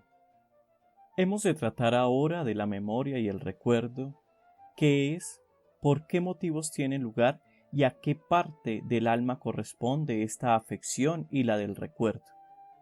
Porque los hombres que tienen buena memoria no son idénticos a los que son prontos en recordar, sino que, hablando en general, los que son de penetración lenta tienen mejor memoria, mientras que los que son de penetración rápida y aprenden fácilmente son mejores en el recordar. En primer lugar, pues, hemos de entender qué clase de cosas son objetos de la memoria, ya que con frecuencia se yerra en este punto. Es, en efecto, imposible recordar el futuro, que es objeto de la conjetura o de la espera. Podría incluso haber una ciencia de la expectación, según algunos dicen que ella es la adivinación. Tampoco hay memoria del presente, sino tan solo percepción de él, puesto que, por la percepción, no conocemos ni lo que es futuro ni lo que es pasado, sino solamente lo que es presente.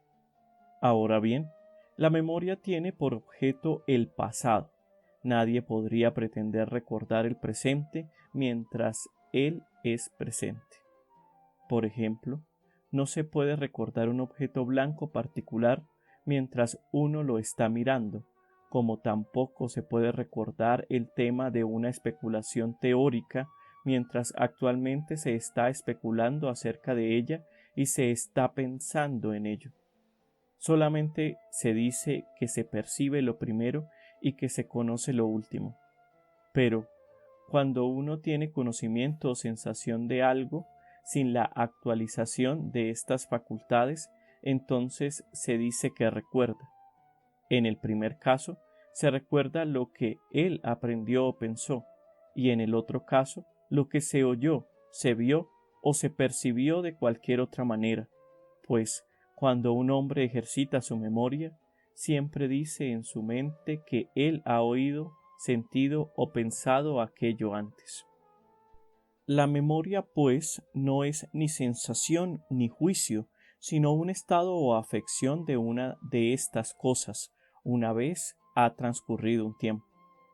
No puede haber memoria de algo presente ahora y en el tiempo presente, según se ha dicho, sino que la sensación se refiere al tiempo presente, la esfera o expectación a lo que es futuro y la memoria a lo que es pretérito. Toda memoria o recuerdo implica, pues, un intervalo de tiempo. Por esto, sólo aquellos seres vivos que son conscientes del tiempo puede decirse que recuerdan y hacen esto con aquella parte del alma que es consciente del tiempo. Hemos tratado ya de la imaginación o fantasía en el Tratado del Alma. Incluso pensar es imposible sin una pintura o reproducción mental. Se da la misma modificación o afección en el pensar que se da también en el dibujar. En este caso, en efecto, aunque no hacemos uso del hecho de que la magnitud de un triángulo es una cantidad finita, sin embargo, lo dibujamos con una cantidad finita. De la misma manera, el hombre que está pensando, aunque pueda no estar pensando en una magnitud finita, sin embargo, coloca ante sus ojos una magnitud finita, aunque no piense así en ella. Y cuando la naturaleza del objeto sea cuantitativa, pero indeterminada, sin embargo, pone ante sus ojos una magnitud finita, aunque piensa en ella como si fuera meramente cuantitativa.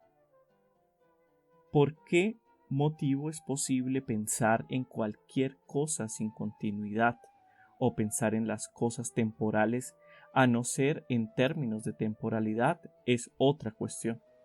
Necesariamente conocemos la magnitud y el movimiento con la facultad con que conocemos el tiempo, y la imagen es una afección de la facultad sensitiva común. Así pues, es evidente que el conocimiento de estas cosas pertenece a la facultad sensitiva primaria, pero la memoria, aun la de los objetos del pensamiento, implica una pintura mental. Por eso, parecerá pertenecer accidentalmente a la facultad pensante, pero esencialmente pertenece a la facultad sensitiva primaria. De aquí que la memoria se halle no solamente en el hombre y en los seres que son capaces de opinión y pensamiento, sino también en algunos otros animales. Si ella formara parte de la facultad intelectual, no pertenecería como pertenece a muchos otros animales. Probablemente no corresponde a todo ser mortal, porque tal como vemos las cosas actualmente no pertenece a todos, puesto que no todos tienen conciencia del tiempo, ya que, como hemos dicho antes, siempre que un hombre recuerda actualmente lo que ha visto, oído o aprendido, tiene la conciencia simultánea de que ha hecho aquello antes. Ahora bien, expresiones como antes y después dicen relación al tiempo. Es, pues, evidente que la memoria corresponde a aquella parte del alma a que también pertenece a la imaginación. Todas las cosas que son imaginables son esencialmente objetos de la memoria, y aquellas cosas que implican necesariamente la imaginación son objetos de la memoria tan solo de una manera accidental. Puede plantearse la cuestión de cómo es posible recordar algo que no está presente, puesto que solamente está presente la impresión, pero no el hecho, porque es evidente que hay que considerar la afección causada en el alma por la sensación, igual que la causada en la parte del cuerpo que contiene el alma, a manera de una especie de grabado o pintura. La afección, cuyo último estadio llamamos memoria. El estímulo, en efecto, produce la impresión de una especie de semejanza de lo percibido, igual que cuando los hombres sellan algo con sus anillos sellados.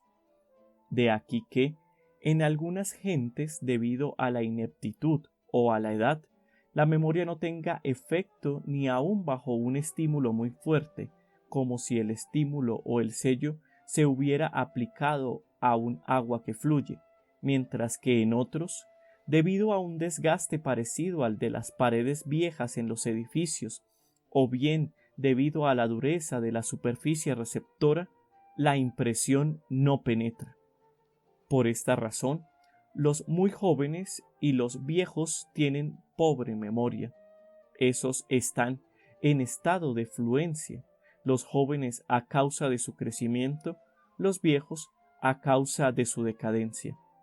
Por una razón semejante, ni los que son muy rápidos ni los que son muy lentos parecen tener buena memoria. Los primeros son más húmedos de lo que deberían ser y los otros son más duros de lo conveniente. En los primeros no puede perdurar la impresión en el alma y en los otros no deja huella. Ahora bien, si la memoria efectivamente tiene lugar de esta manera, ¿qué es lo que uno recuerda?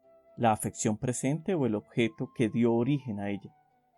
Si lo primero, entonces no recordaríamos nada una vez ausente. Si lo otro, ¿cómo podemos, percibiendo la afección, recordar el hecho ausente que no percibimos?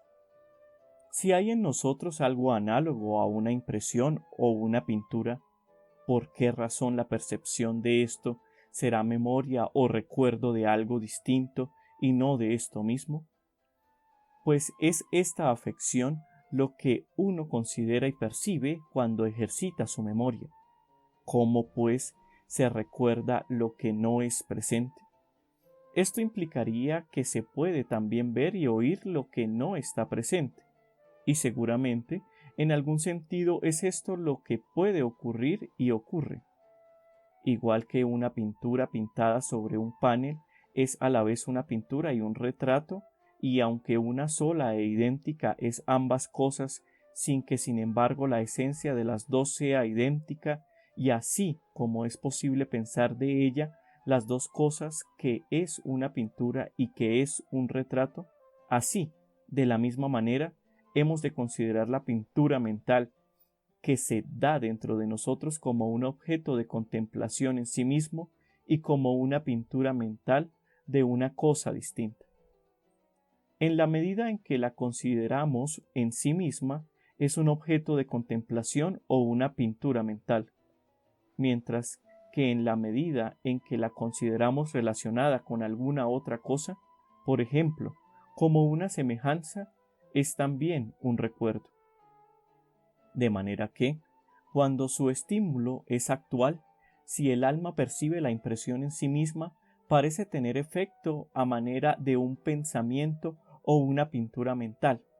Es como si uno contemplara en un retrato o pintura una figura, por ejemplo, la de Corisco, aun cuando uno no haya visto precisamente a Corisco. Igual que, en este caso, la afección causada por la contemplación difiere de la que se produce cuando se contempla el objeto meramente como pintado en un lienzo. Así, en el alma, un objeto aparece como meramente pensado, mientras que el otro, por ser, como en el primer caso, una semejanza, es un recuerdo. Y por esta razón, a veces no conocemos cuando estos estímulos tienen lugar en el alma, a partir de una sensación antigua, si el fenómeno es debido a la sensación y dudamos de si aquello es recuerdo o no lo es. A veces ocurre que pensamos o recordamos que hemos visto u oído algo antes. Ahora bien, esto ocurre siempre al comienzo, pensamos en ello por sí mismo y luego cambiamos y pensamos en ello refiriéndolo a algo distinto. También tiene lugar lo contrario, como le ocurrió a Antíferon de Oreo y a otros alienados. Esos, en efecto, hablan de sus imágenes como si ellas tuvieran lugar actualmente y como si ellos las recordaran en la actualidad. Esto ocurre cuando se considera como semejanza lo que no lo es.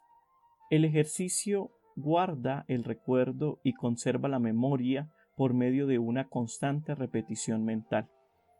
Esto no es nada más que contemplar muchas veces un objeto como una semejanza y no como un algo en sí mismo o un algo independiente. Así pues, hemos explicado qué es la memoria o el recordar. Hemos dicho que es un estado producido por una imagen mental, referida como una semejanza a aquello de que es una imagen. Y hemos explicado también a qué parte de nosotros pertenece, a saber, que pertenece a la facultad sensitiva primaria, es decir, a aquella con que percibimos el tiempo. Capítulo 2. Nos resta ahora hablar del recuerdo. En primer lugar, hemos de admitir como punto de partida las verdades que hemos establecido en nuestra anterior exposición, porque el recuerdo no es ni la recuperación ni la adquisición de la memoria, pues cuando uno por vez primera aprende o recibe una impresión sensible, no recupera uno ninguna memoria, pues no ha habido ninguna anteriormente, ni la adquiere uno por primera vez.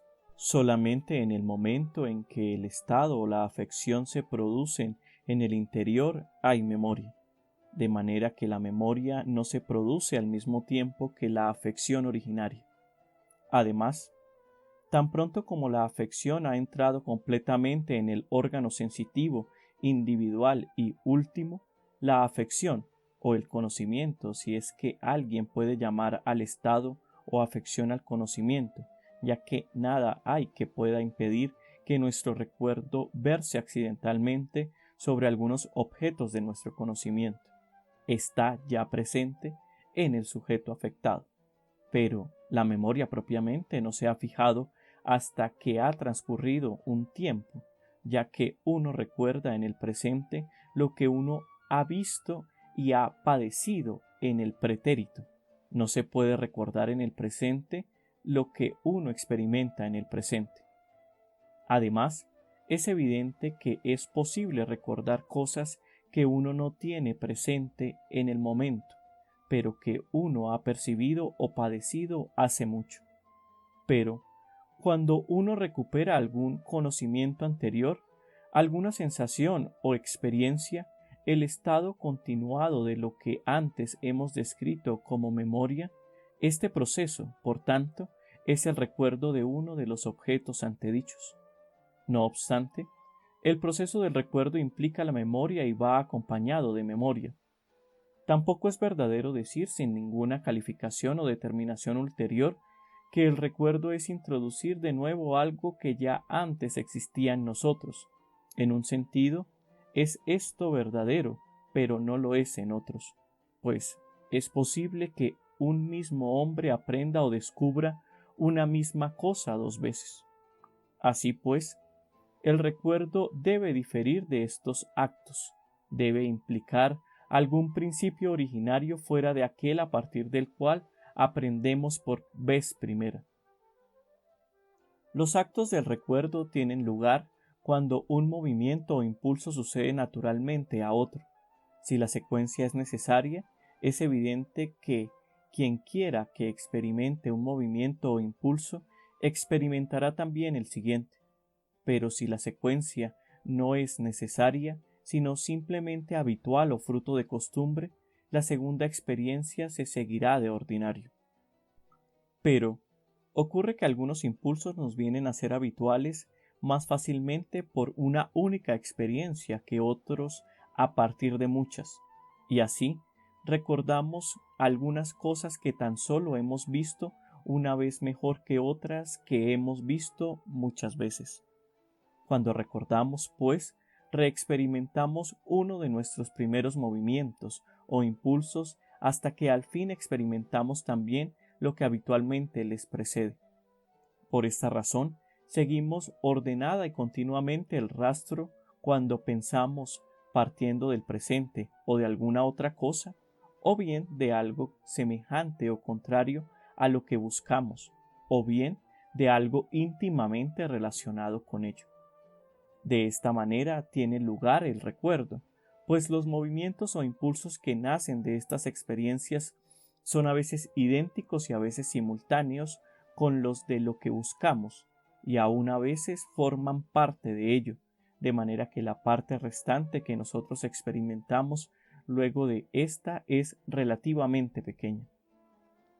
Esa es la manera en que los hombres intentan recordar, como también la manera en que recuerdan, aun cuando no lo intenten, es decir, cuando un movimiento o impulso se sigue o sigue a otro. Hablando en general, cuando otros impulsos o movimientos, tales como los que hemos mencionado, se han despertado o han sido excitados antes, se sigue o produce el impulso o movimiento particular. No necesitamos investigar de qué manera recordamos cuando los extremos de las series están muy alejados, sino solamente cómo lo hacemos cuando estos extremos están muy próximos. Es, en efecto, evidente que el método es idéntico en ambos casos, es decir, siguiendo una cadena de sucesión continua sin una búsqueda previa o un recuerdo. Porque, por costumbre o hábito, los impulsos o movimientos se siguen unos a otros ordenadamente. Así pues, cuando un hombre desea recordar algo, este será el método que debe seguir. Intentará hallar un punto de partida para un movimiento o impulso que le conduzca al que él busca. Por esta razón, los actos del recuerdo consiguen una más rápida realización y un éxito más completo cuando parte del comienzo de una serie, porque, igual que los objetos están relacionados entre sí por un orden de sucesión, así también lo están los impulsos o movimientos. Los sujetos que poseen un determinado orden interno o psíquico, análogo al de los problemas y las cuestiones matemáticas, son los que más fácilmente recuerdan. Los sujetos psíquicamente desordenados recuerdan con dificultad. Aquí es donde está la diferencia entre recordar y aprender de nuevo, que en el primer caso uno será apto para llegar, de alguna manera, por su propio esfuerzo, al término siguiente al punto de partida. Cuando uno no puede hacer esto por sí mismo, sino que necesita la mediación de otro agente, éste ya no recuerda. Sucede a menudo que uno no puede recordar de momento, pero puede conseguirlo buscando y acabar por hallar lo que quería. Esto tiene lugar iniciando muchos movimientos o impulsos hasta que al fin uno inicia uno de tal clase que conducirá efectivamente al objeto de su búsqueda, porque el recuerdo consiste en la existencia potencial en la mente del estímulo efectivo, y éste, como se ha dicho, de tal manera que el sujeto es movido o estimulado desde el mismo impulso y de los demás estímulos que él contiene en sí mismo. Pero se debe asegurar el punto de partida. Por esta razón, algunas personas parecen recordar partiendo de los lugares. La razón de esto se halla en que ellos pasan rápidamente de un eslabón de la cadena continua al siguiente. Por ejemplo, de la leche a lo blanco, de lo blanco al aire, del aire a lo húmedo, de lo cual uno recuerda el otoño, si era esta la estación que buscaba. Hablando en general, el punto medio parece ser el mejor para comenzar, porque uno recordará cuando llegue a este punto si no antes, o bien no recordará ya partiendo de ningún otro. Por ejemplo, supongamos que uno esté pensando en una serie que pueda representarse por las letras A, B, C, D, E, F, G, H. Si uno recuerda lo que quiere en la A, puede sin embargo recordarlo en la E, porque a partir de este punto es posible moverse en una y otra dirección, es decir, hacia la D o hacia la F. Si uno no quiere uno de estos, recordará siguiendo su camino hacia la F, si lo que quiere es G o H. Si no sigue su camino hacia la D. Siempre se obtiene éxito completo de esta manera. La razón por la que a veces recordamos y otras veces no, aun partiendo del mismo punto, es que es posible moverse desde un punto de partida idéntico a varios puntos distintos. Por ejemplo, desde C podemos ir directamente a F o solamente a D. Si uno no se mueve por un camino antiguo, el movimiento de uno tiende a lo más habitual o acostumbrado, pues en este caso la costumbre o el hábito tiene las veces de la naturaleza. Por eso recordamos rápidamente las cosas que frecuentemente están en nuestro pensamiento, porque, igual que en la naturaleza una cosa sigue a otra, así ocurre también en la actualización de estos estímulos, y la frecuencia o iteración tiene las veces de la naturaleza. Pero, puesto que en los fenómenos puramente naturales algunas cosas tienen lugar de manera contraria a la naturaleza y se deben al azar, más aún ocurre así en el orden de los hábitos, a quienes el término natural no corresponde en el mismo sentido, de manera que la mente es impulsada o movida a veces no sólo en la dirección requerida, sino también de otra manera, especialmente cuando la aparta alguna cosa de su dirección y la vuelve hacia sí misma. Por esta razón, cuando queremos recordar un nombre recordamos fácilmente algún parecido, pero fallamos en el enunciado del que queremos. El recuerdo, pues, tiene lugar de esta manera. Ahora bien, el punto más importante es conocer el tiempo, sea con exactitud, sea de una manera indeterminada. Admitamos que se posee una facultad por la que se puede distinguir el tiempo mayor o menor. Es natural suponer que podemos distinguir estos tiempos igual que distinguimos las magnitudes. La mente, en efecto, no piensa a distancia en las cosas grandes extendiéndose hacia ellas, como piensan algunos que opera la vista, ya que la mente pensará igualmente en ella si ellas no están allí, sino que uno piensa en ellas por medio de un movimiento proporcionado de la mente, pues hay en la mente movimiento y figuras semejantes. ¿De qué manera, pues, cuando la mente piensa en cosas grandes, diferirá su pensar en ellas de su pensar en cosas pequeñas? Todas las cosas internas, en efecto, son más pequeñas y como proporcionadas a las de fuera. Quizá, igual que podemos suponer que hay en el hombre algo proporcionado a las formas, podamos también suponer que hay en él algo análogamente proporcionado a sus distancias. Por ejemplo, si uno experimenta los movimientos A, B, B, E, este tal puede imaginar CD, porque AD y CD están en la misma relación que AB y BE.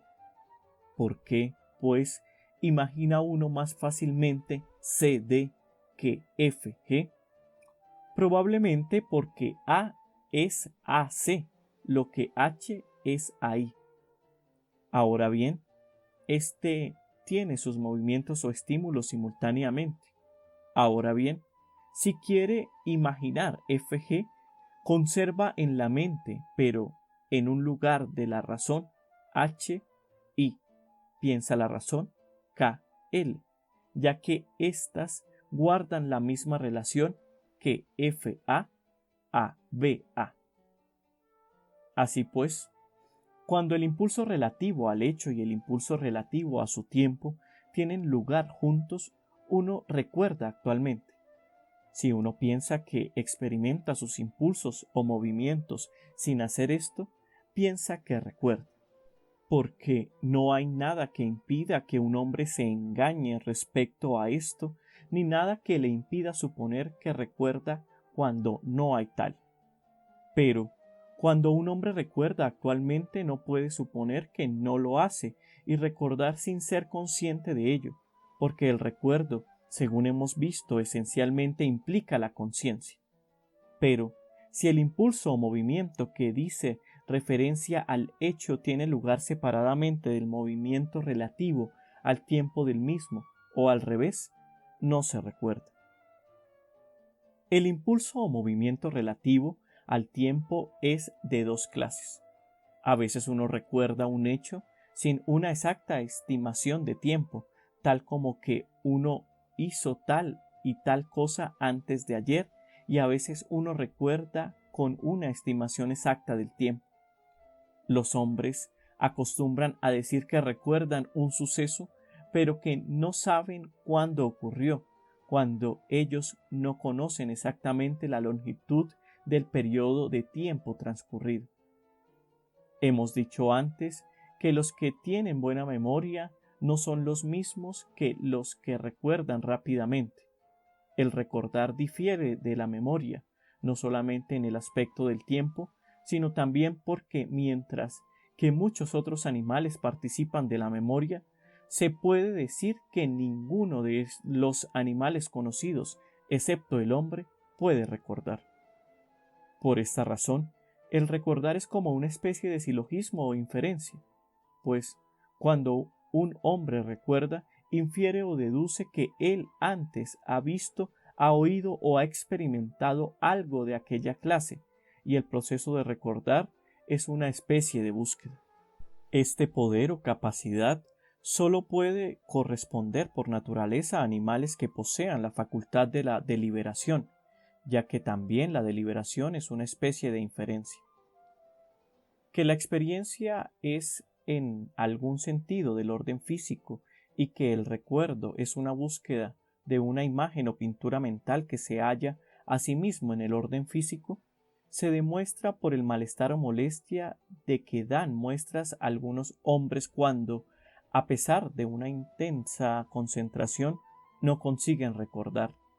Malestar que además persiste incluso una vez han abandonado ellos todo intento de recordar, especialmente en el caso de los temperamentos melancólicos, ya que estos temperamentos se ven especialmente afectados por las imágenes o pinturas mentales. La razón de que el recordar no esté al alcance de su mano o su poder está en que, igual que cuando los hombres lanzan piedras, no está muy al alcance de su capacidad el pararlas ya. Así el hombre, que se ha concentrado en el recuerdo y en la búsqueda, pone en movimiento una parte del cuerpo en la cual reside la afección. Y los que sufren mayores molestias de esta clase son los que tienen humedad en torno a las regiones sensitivas, porque la humedad, una vez puesta en movimiento, no se para fácilmente hasta que el objeto buscado recobra de nuevo su fuerza y el impulso sigue una línea recta. También por esta razón los de temperamento explosivo o los tímidos, cuando ellos han producido una vez un impulso o movimiento, no cejan ya aun cuando sus sujetos les opongan movimientos contrarios, sino que siguen en su actividad y dirección originaria pese a estos. Esta afección es análoga a lo que ocurre en el caso de los nombres, tonadas y refranes, cuando alguno de ellos ha estado muchas veces en nuestros labios, pues, aun cuando arranquemos el hábito y no queramos repetirlos más, nos encontramos continuamente cantando o pronunciando aquellos sonidos familiares. Las personas que tienen sus extremidades excesivamente largas y las que son enanas tienen la memoria más pobre que sus opuestas, porque acarrean un gran peso en su órgano perceptivo y sus impulsos o movimientos no pueden desde el comienzo conservar su dirección, sino que encuentran impedimentos para ello y no pueden moverse fácilmente en línea recta en su proceso recordativo. Los muy jóvenes y los muy viejos tienen memorias de inferior calidad o categoría debido al gran número de fuerzas que hay en ellos en actividad. Los últimos, en efecto, están ya en un estado de rápida decadencia o decaimiento, y los primeros están en un estado de rápido crecimiento y desarrollo. Los niños pequeños son además semejantes a los enanos, hasta tanto que han avanzado en edad. De esta manera damos fin a nuestra explicación o exposición de la memoria y el recuerdo, exposición de cuál es su naturaleza y de cuál es la parte del alma con que los animales pueden tener memoria. También acerca del recuerdo hemos dicho qué era y de qué manera tiene lugar y por qué razones.